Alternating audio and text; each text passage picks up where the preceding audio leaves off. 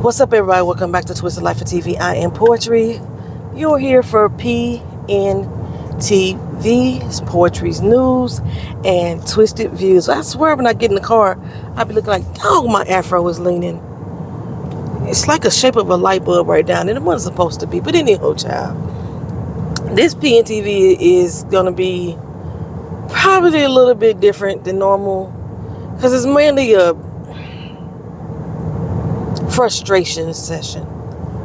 That's what it is. So those of you who watch my recap and reviews of the Testament, y'all noticed that I did not post it last night like normal. Normally I'll have it up by 1 a.m. because the people on the West Coast are still up viewing. And told you I watched it twice, but I normally watch it twice. So earlier in the day after I did my first viewing, it pissed me off to a point of festivity that I can't even explain right now. And it's not so much the changes in the storyline. They had already changed Aunt Lydia's story from The Handmaid's Tale TV show, from The Handmaid's Tale book to The Handmaid's Tale TV show to The Handmaid's Tale to the Testaments. They had already changed it. So I was already knowing of the career change and things like that. What really triggered me most is the fan response. And I think I kind of got triggered last week as well from comments on the channel as well. And the celebration of the character such as Aunt Lydia is really made me step out of the fiction realm of the show back into reality. Yeah, I know I used to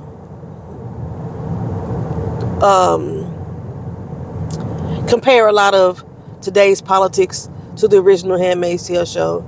Bruce Miller, the showrunner, was very intentional in paralleling a lot of the storyline to the current environment because it seemed to fit so seamlessly. So it was easy for me to make those comparisons. And as you probably noticed, probably like the last 2 seasons of The Handmaid's Tale, once I started feeling like I was being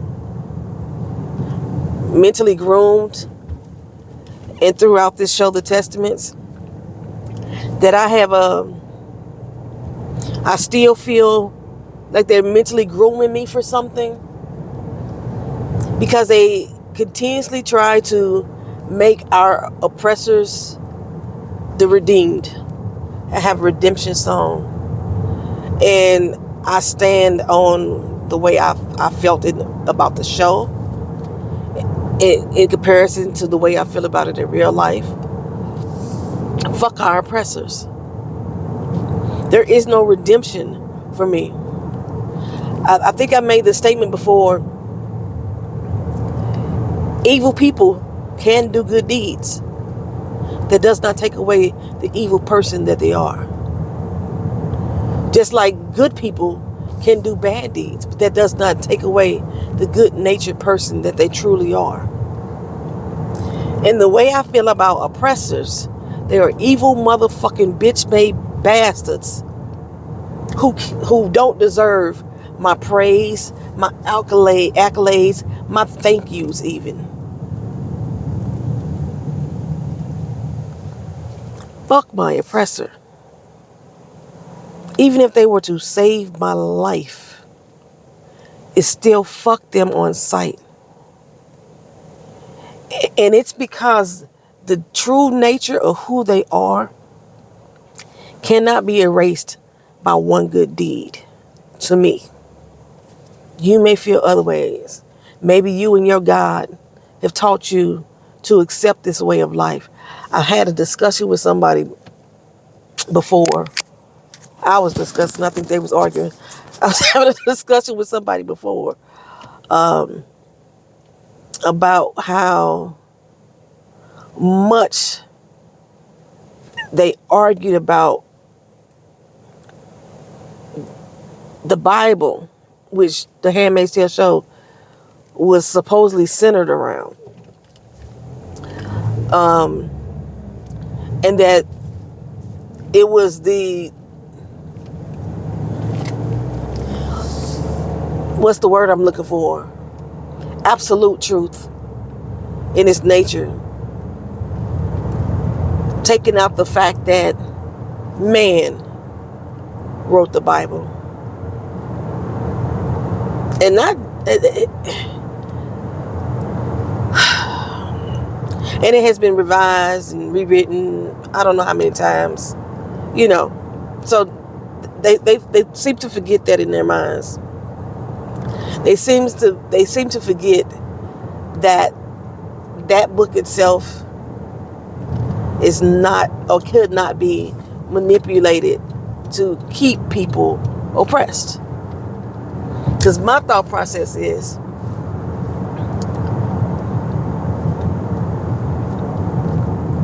why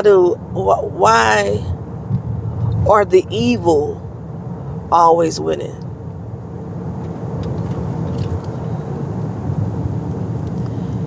The people who are supposed to be covered, God's children, so to speak, can only truly find peace, joy, and happiness once they die. The heaven on earth does not exist for us. We have to wait until we go through the pearly gates to truly experience what pure love is. And I just can't rock with that mentality. I lost my train of thought. I was going somewhere else. I was talking about the fans in the TV show. Okay, so in the comment sections of a lot of different platforms that I watch, I look at different clips,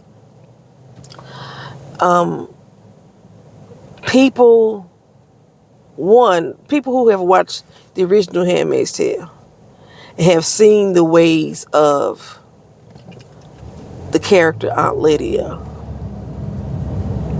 are sitting back and now saying, oh, I understand her so much more now. She was just a victim too.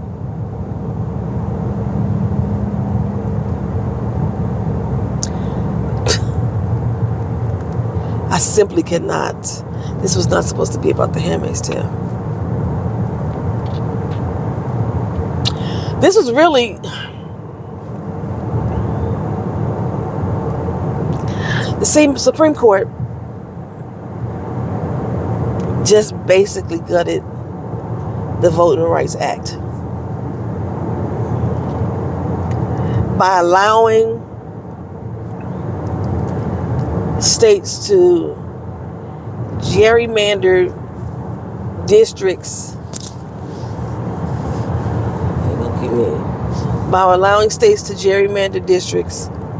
which will completely eliminate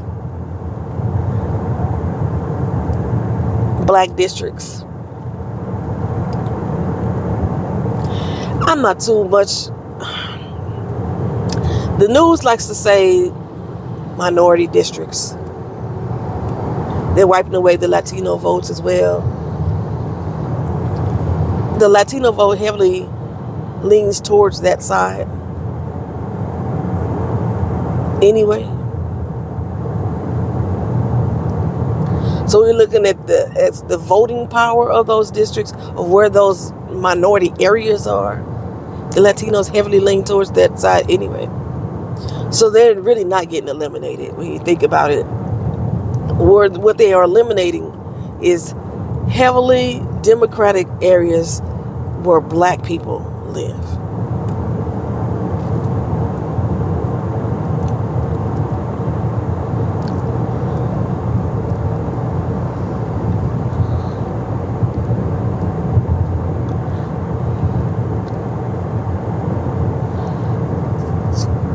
Black people have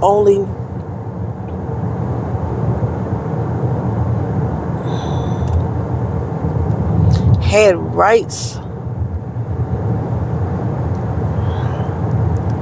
that other races of people, majority white, have been able to experience for probably about 60, 65 years maybe. And we still don't have full rights. I mean, you can just look at the penal code system, the penal system, where we had one young man get sentenced to 80 years for supposedly stealing a cell phone, compared to somebody raping a girl and getting 30 days probation. The only difference between, the big difference between the two was the race. One was a 13-year-old boy, one was an 18-year-old white, 13-year-old black boy, one was an 18-year-old white boy. One got 30 days and one got 80 years for allegedly stealing a cell phone that he didn't steal. Let's add that part on, because that's part of the scenario. He didn't actually do it. The white boy, on the other hand, actually did.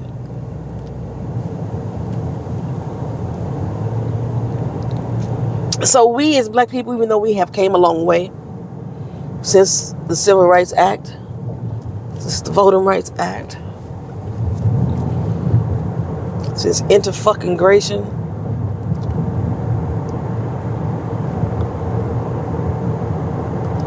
we are still not equally yoked in this society.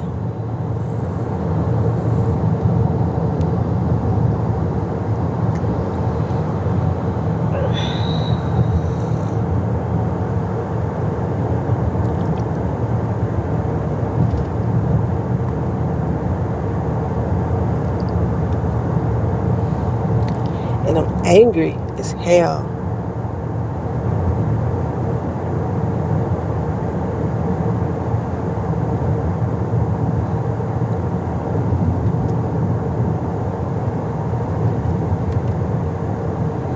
And I don't know how to deliver my recap or review on an episode of a show that's celebrating the oppressor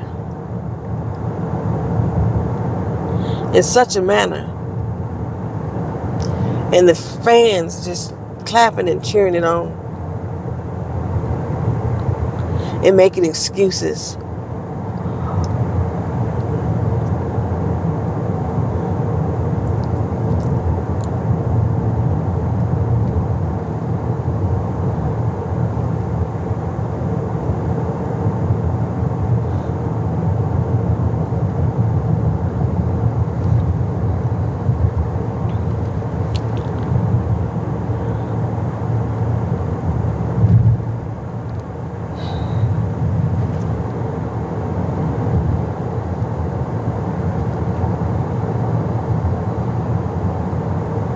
So utterly frustrated. I don't mean to have these long pauses here, y'all, but I got these. So I'm trying to choose my words carefully, because I know I don't even bite my nails. I just realized I'm biting my nails.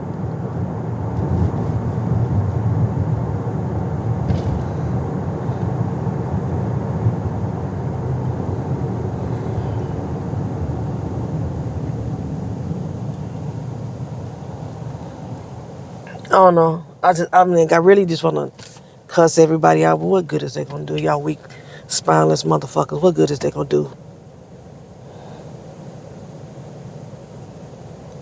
Weak-minded, simple-ass folks.